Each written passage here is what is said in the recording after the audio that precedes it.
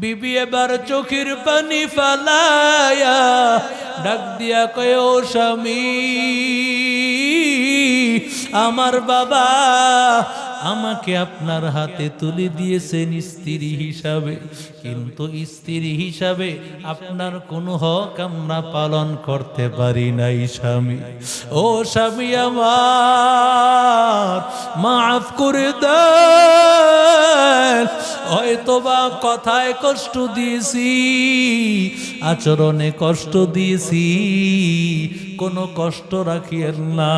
কারণ আপনি যদি কষ্ট পান, হাসরের ময়দানে বাবারে আল্লাহ জিজ্ঞাসা করবে, ও পয়গম্বর, তোমার কন্যা ফাতেমা হযরত আলী তার স্বামীকে মনে কষ্ট দিয়া কেন আসছে? আমার বাবাই লজ্জিত হয়ে যাবে। হযরত আলী ডাক দিয়া কয়, রে বিবি, না না, আমি তো কোনোভাবেই তোমার যোগ্য ছিলাম না, টাকাও ছিল না, কোনোভাবেই কিচ্ছু ছিল না। এরপরও তোমার বাবা আমার হাতে তোমাকে দিয়েছে। ও হযরত ফাতেমা, তোমার শান অনুযায়ী একটা ঘর আমি দিতে পারি নাই, তোমার শান অনুযায়ী একটা বেলাও খাবার দিতে পারি নাই। ও প্রাণের বিবি, তোমার শান অনুযায়ী একটা ভালো পোশাকও আমি তোমারে পরাইতে পারি নাই, তোমারে ভালো খাইতে দেই নাই, পড়তে দিতে পারি নাই। এরে আল্লাহর বান্দা, এরে যুবক, এইভাবে হযরত আলী আর ফাতেমার কথা চলতেছে। এইবার হযরত আলী বলেন, কেন ডাক দিয়েছো? হাত ধরিয়া বলে, ও স্বামী আমার, একটা কথা বলার জন্য তোমারে ডেকেছি।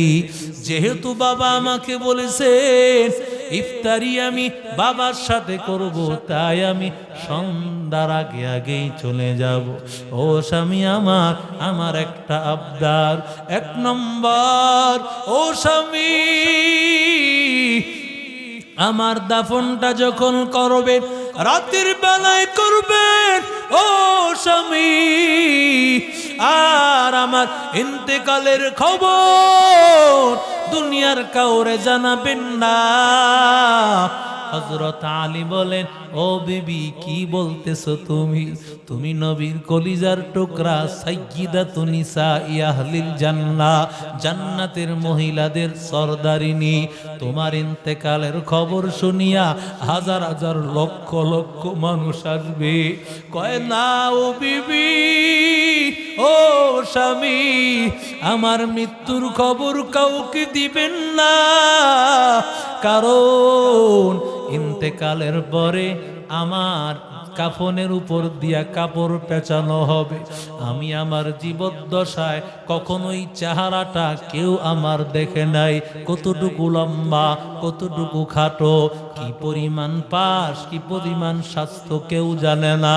ইন্তেকালের পর যদি আমার কাফনের কাপড় ওই কাপড়ের উপর জিয়া যদি কেউ দেখে নেয়, তাহলে তো আন্দাজ করতে পারবে নবীর কলিজার টুকরা এতটুকু পরিমাণ লম্বা খাটো, এই পরিমাণ তার স্বাস্থ্য ছিল। যদি আল্লাহ আমার বাবাকে জিজ্ঞাসা করে, ও মুহাম্মদ, তোমার কন্যা ফাতেমা কেন ইন্তেকালের মুহূর্তে তোমার কন্যা কেন নিজেকে ঢাকিয়ে আসলো না, তখন আমি কি জবাব দিব?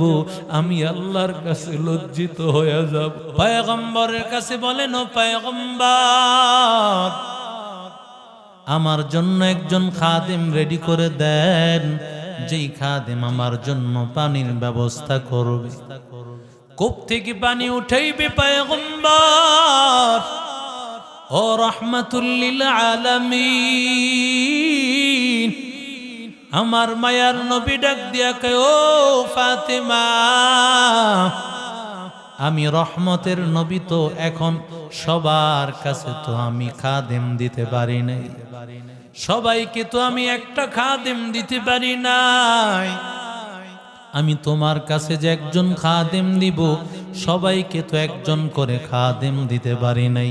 সুতরাং যদি আমি সবাইকে জানা দিয়েছি, তোমাকে যদি তা দিয়ে দেই, আল্লাহর কাছে আমি নবী ধরা খেয়ে যাব।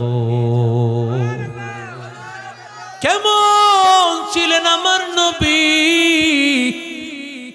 অথচ আল্লাহর নবী, রহমতের নবী, দো জাহানের সরদার, নবীর কোনো কিছুর অভাব নাই। আল্লাহর নবী চাইলেই আল্লাহ তাআলা সাথে সাথে দিয়া দেন। মায়ার নবী, রহমতের নবী আমার, নবী চাওয়া লাগে না, মনে চাইবেন সাথে সাথে হাজির হয়ে যাবে। ওই নবী ডাক দিয়া বলে, নো ফাতিমা,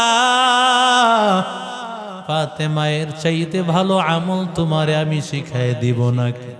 একজন গোলাম না দিয়া তুমি কষ্ট করবা, বিনিময়ে আল্লাহ তাআলা গোলাম আজাদ করলে যেই সওয়াব, আল্লাহ আমল নামায় সেই সওয়াব দিবে।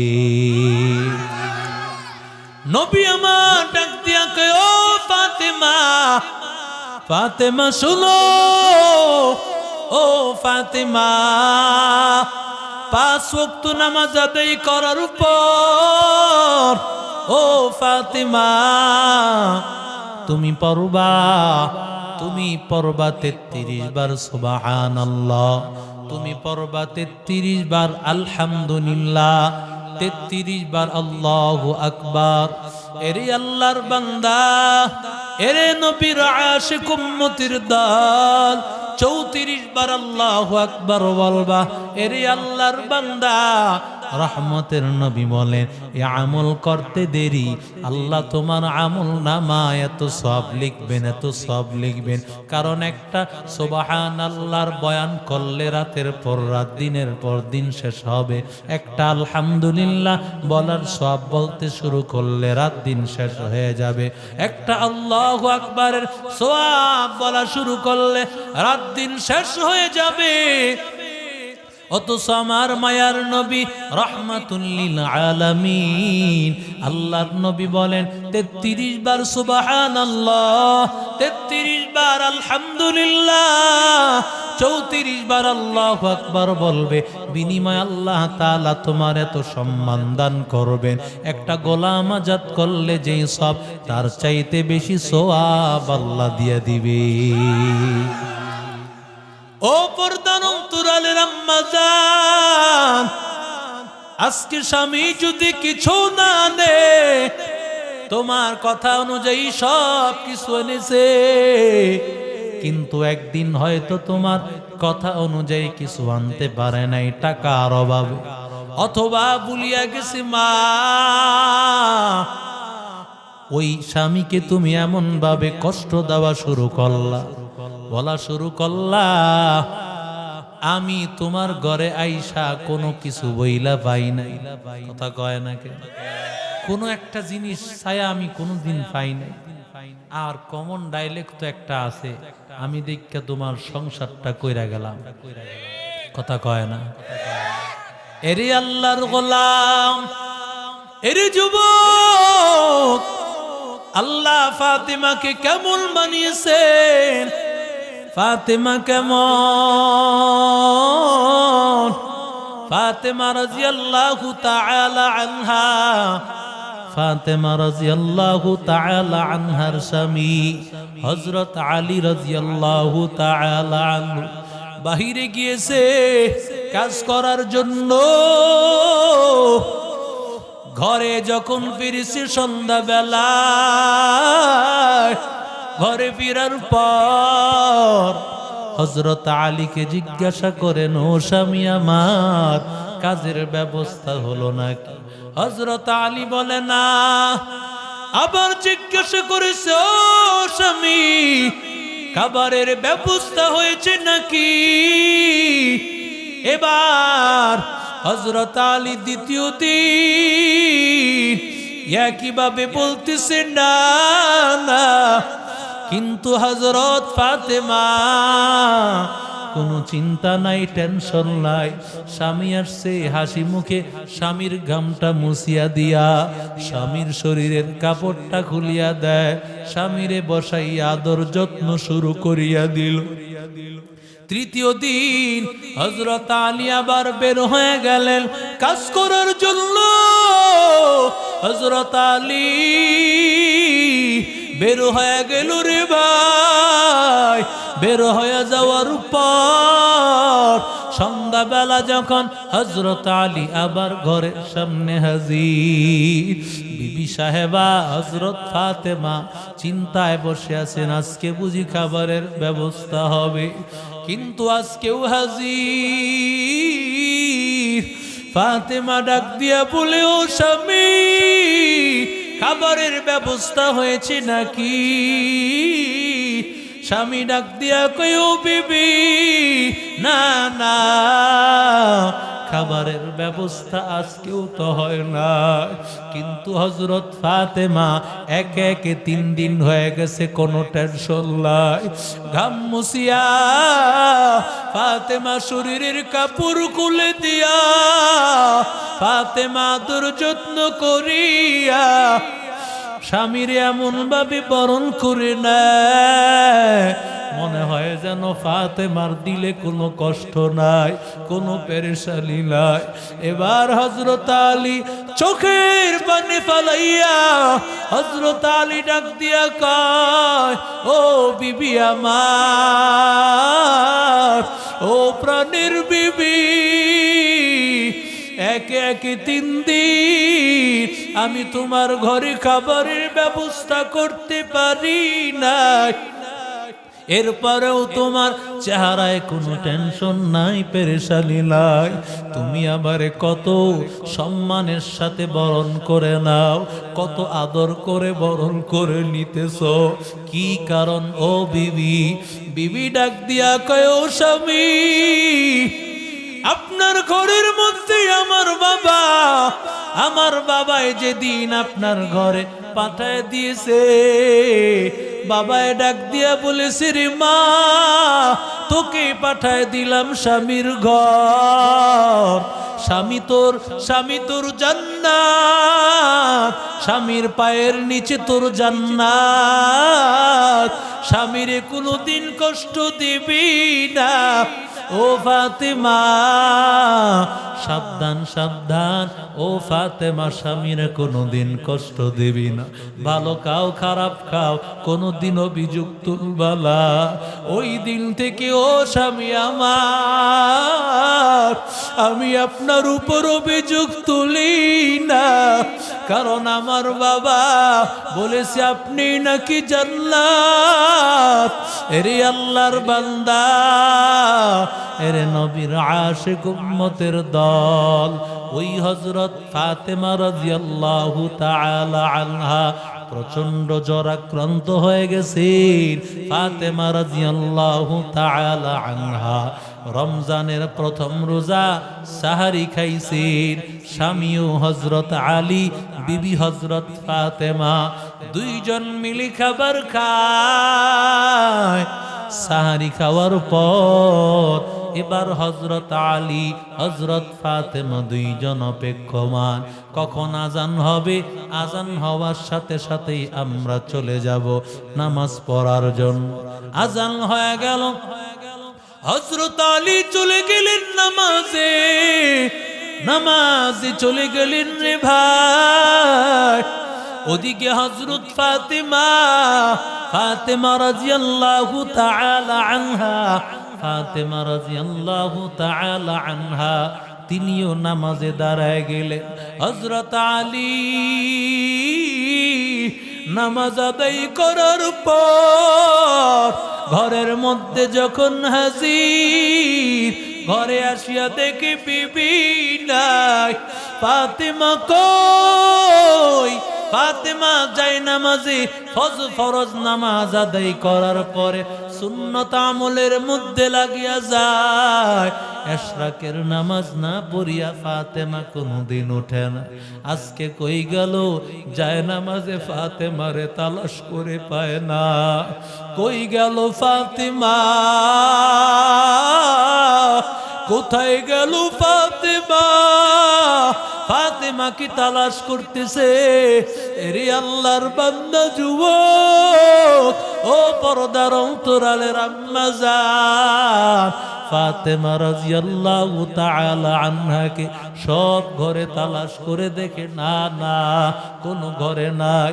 এবার হযরত আলী তাকাইয়া দেখতেছেন ফাতেমা রাদিয়াল্লাহু তাআলা আনহা তিনি পাকের ঘরের মধ্যে বড় একটা ডেকচির মধ্যে পানি বসাইছে, আর অনেকগুলো কাপড়, হাসান হুসাইনের অনেকগুলো কাপড় ভিজাইছে, যেই কাপড়গুলো কয়েক মাসের কাপড়।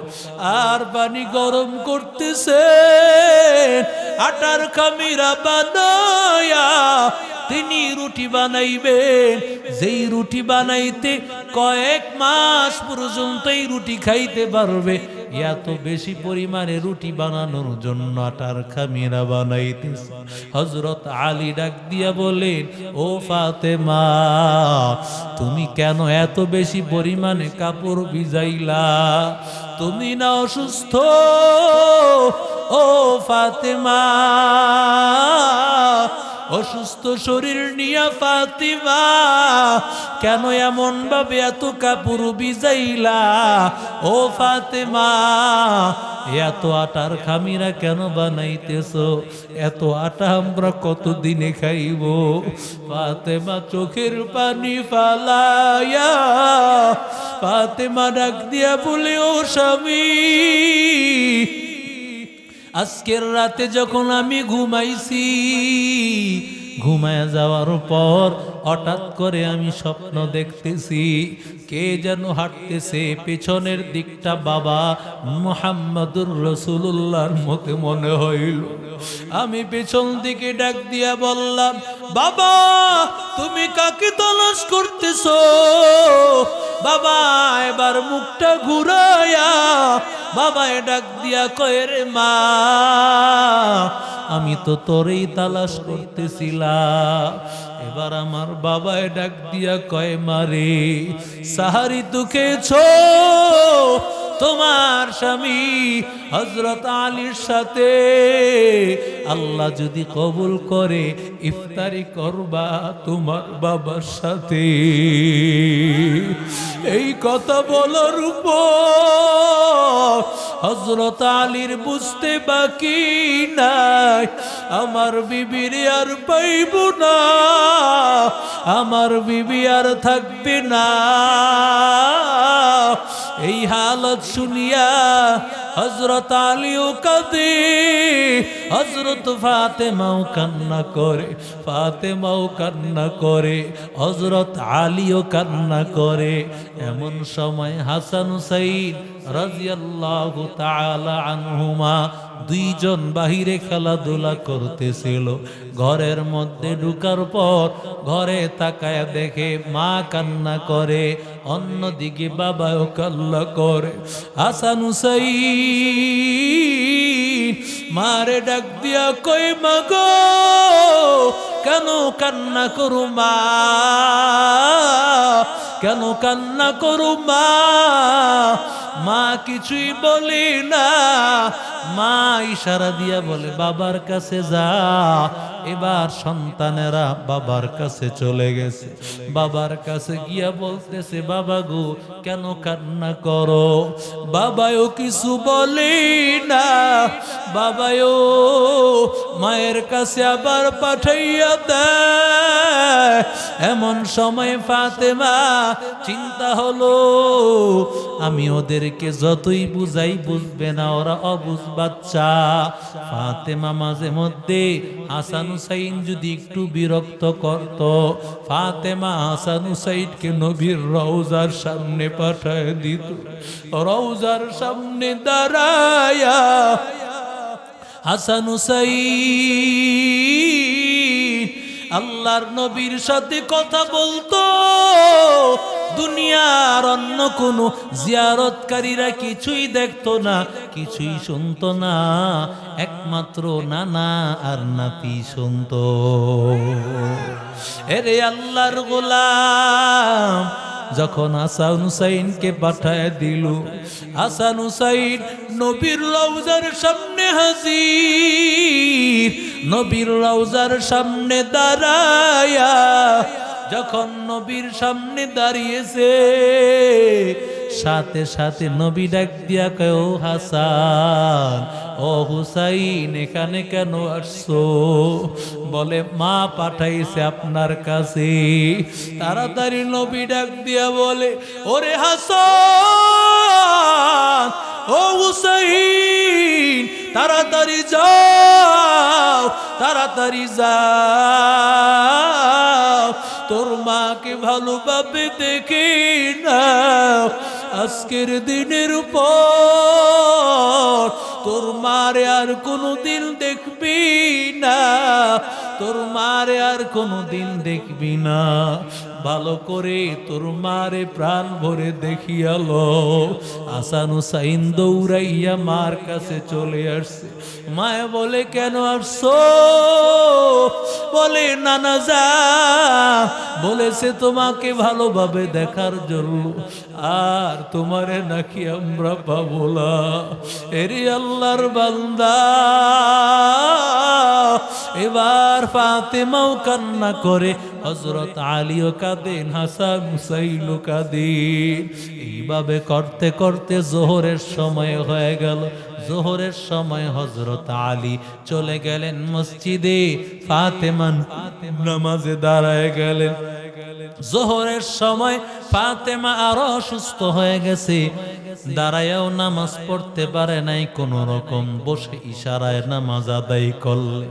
নামাজ আদায় করার পর হযরত ফাতেমা লোক পাঠাইলেন, গিয়া বলো হযরত আলীকে দেখা করার জন্য। এরে আল্লাহর বান্দা, হযরত আলী নামাজ আদায় করার পর বিবির সামনে হাজির। বিবির সামনে হাজির হওয়ার পর বিবি এবার চোখের পানি ফালায়া ডাক দিয়া কয়, ও স্বামী, আমার বাবা আমাকে আপনার হাতে তুলে দিয়েছেন স্ত্রী হিসাবে, কিন্তু স্ত্রী হিসাবে আপনার কোনো হক আমরা পালন করতে পারি নাই স্বামী। ও স্বামী আমার, মাফ করে দেন। হয়তোবা কথায় কষ্ট দিয়েছি, আচরণে কষ্ট দিয়েছি, কোনো কষ্ট রাখিয়েন না। কারণ আপনি যদি কষ্ট পান, হাসরের ময়দানে বাবারে আল্লাহ জিজ্ঞাসা করবেন, ও পয়গম্বর, তোমার কন্যা ফাতেমা হযরত আলী তার স্বামীকে মনে কষ্ট দিয়া কেন আসছে? আমার বাবায় লজ্জিত হয়ে যাবে। হযরত আলী ডাক দিয়া কয়, রে বিবি, না না, আমি তো কোনোভাবেই তোমার যোগ্য ছিলাম না, টাকাও ছিল না, কোনোভাবেই কিচ্ছু ছিল না। এরপরও তোমার বাবা আমার হাতে তোমাকে দিয়েছে। ও হযরত ফাতেমা, তোমার শান অনুযায়ী একটা ঘর আমি দিতে পারি নাই, তোমার শান অনুযায়ী একটা বেলাও খাবার দিতে পারি নাই। ও প্রাণের বিবি, তোমার শান অনুযায়ী একটা ভালো পোশাকও আমি তোমারে পরাইতে পারি নাই, তোমারে ভালো খাইতে দেই নাই, পড়তে দিতে পারি নাই। এরে আল্লাহর বান্দা, এরে যুবক, এইভাবে হযরত আলী আর ফাতেমার কথা চলতেছে।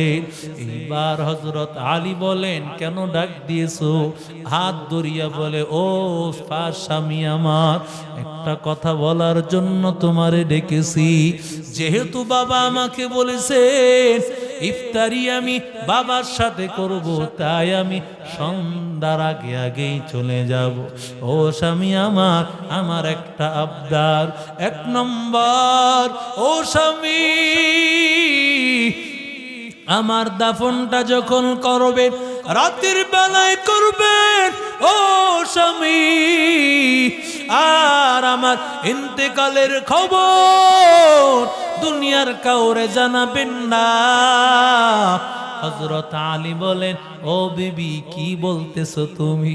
তুমি নবীর কলিজার টুকরা, সাইয়্যিদাতুন নিসাই আহলিল জান্নাহ, জান্নাতের মহিলাদের সরদারিনী। তোমার ইন্তেকালের খবর শুনিয়া হাজার হাজার লক্ষ লক্ষ মানুষ আসবে। কয় না ও বিবি, ও স্বামী, আমার মৃত্যুর খবর কাউকে দিবেন না, কারণ ইন্তেকালের পরে আমার কাফনের উপর দিয়া কাপড় পেঁচানো হবে। আমি আমার জীবদ্দশায় কখনোই চেহারাটা কেউ আমার দেখে নাই, কতটুকু লম্বা, কতটুকু খাটো, কি পরিমাণ পাশ, কি পরিমাণ স্বাস্থ্য কেউ জানে না। ইন্তেকালের পর যদি আমার কাফনের কাপড় ওই কাপড়ের উপর জিয়া যদি কেউ দেখে নেয়, তাহলে তো আন্দাজ করতে পারবে নবীর কলিজার টুকরা এতটুকু পরিমাণ লম্বা খাটো, এই পরিমাণ তার স্বাস্থ্য ছিল। যদি আল্লাহ আমার বাবাকে জিজ্ঞাসা করে, ও মুহাম্মদ, তোমার কন্যা ফাতেমা কেন ইন্তেকালের মুহূর্তে তোমার কন্যা কেন নিজেকে ঢাকিয়ে আসলো না, তখন আমি কি জবাব দিব? আমি আল্লাহর কাছে লজ্জিত হয়ে যাব, আমার বাবাই লজ্জিত হবে। এরে আল্লাহর গোলাম, এরে নবীর আশিক উম্মতের দল, রাতের বেলায় ইন্তেকাল হয়ে গেল।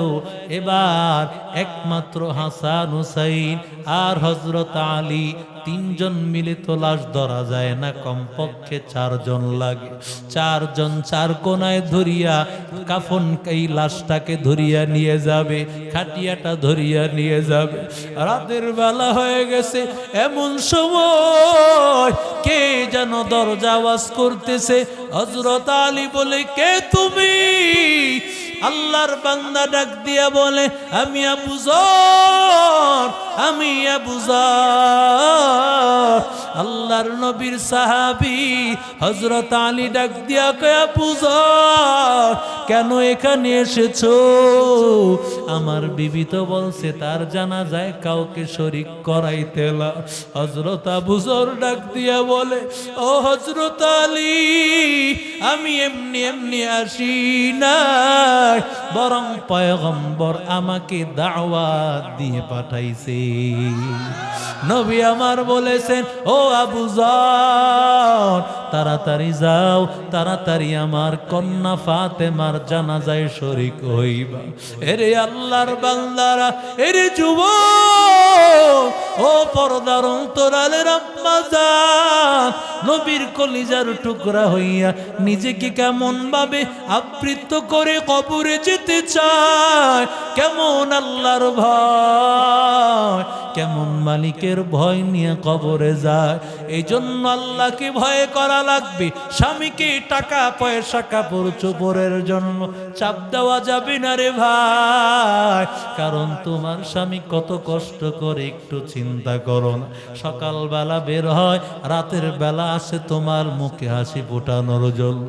এত কষ্ট করে, কত মানুষ গালি দেয়, কত মানুষ কষ্ট দেয়, এরপরও তোমার স্বামী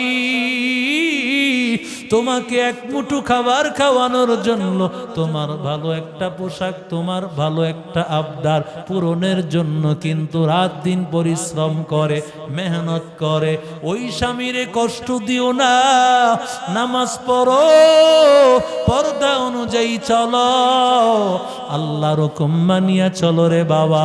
এরে যুবক ভাই, আল্লাহ তাআলাকে সাক্ষী রাখিয়া বল, জীবনটাকে আর উল্টা পাল্টা চালাইব না। জীবন যতদিন থাক আমি আল্লাহর হুকুমের বাহিরে চলব না, নবীর তরিকার বাহিরে চলব না। আল্লাহ আমাদের সবাইকে কবুল করেন, জোরে কোন আমিন। আল্লাহুম্মা সাল্লি